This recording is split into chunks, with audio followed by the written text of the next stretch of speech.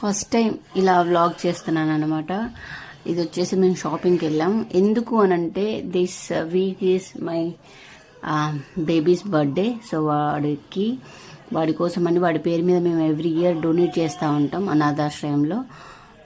So ఎప్పుడు వెళ్ళి అనాథాశ్రయంకి వెళ్తాం. సో ఇక్కడ ఉన్నాడు కదా, వీడిదే బర్త్డే. సో లాస్ట్ ఇయర్ కూడా చేసాం అండ్ దిస్ ఇయర్ కూడా. సో అందుకని షాపింగ్కి వెళ్తున్నాం. ఇది చాలా చిన్న వ్లాగ్. ఏం తీసుకున్నాము ఏంటి అనేది నేను నెక్స్ట్ వ్లాగ్లో పోస్ట్ చేస్తాను. సో మాకు ఇలా డొనేట్ చేయడం అంటే చాలా ఇష్టం. ఏదో ఒక ఒకేషన్లో డొనేట్ చేయడం చాలా మంచిది. ఎందుకంటే మనం ఎన్ని తినట్లేదు, దాంట్లో కొంచెం వాళ్ళకి ఇస్తే వాళ్ళు చాలా హ్యాపీగా ఫీల్ అవుతారు. అలా అని కాదు వాళ్ళకి ఇవ్వాలి అని, ఇట్స్ మన మనసులో ఉంటుంది అది మనం ఇవ్వాలి అని.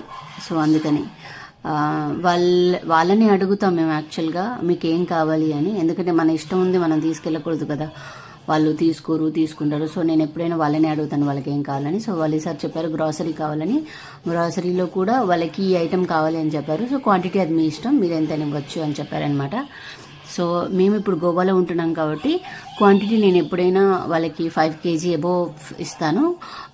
కావాలనుకుంటే కొన్ని తక్కువ ఉంటుంది. చేసి సర్ఫ్ ఎక్సెల్ 3 kg 5 kg అలా ఇలా లిక్విడ్స్, సోప్స్, గ్రాసరీలో రైస్, ఆయిల్స్ అన్నీ అనమాట.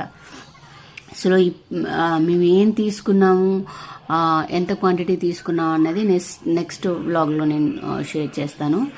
సో ఇది అన్నమాట. ఎందుకంటే ఇలా డొనేట్ చేస్తే మనసు చాలా హ్యాపీగా ఉంటుంది. And they will prayer for my kid. వాళ్ళు క్రిస్టియన్స్ అనమాట.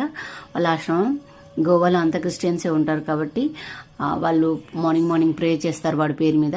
సో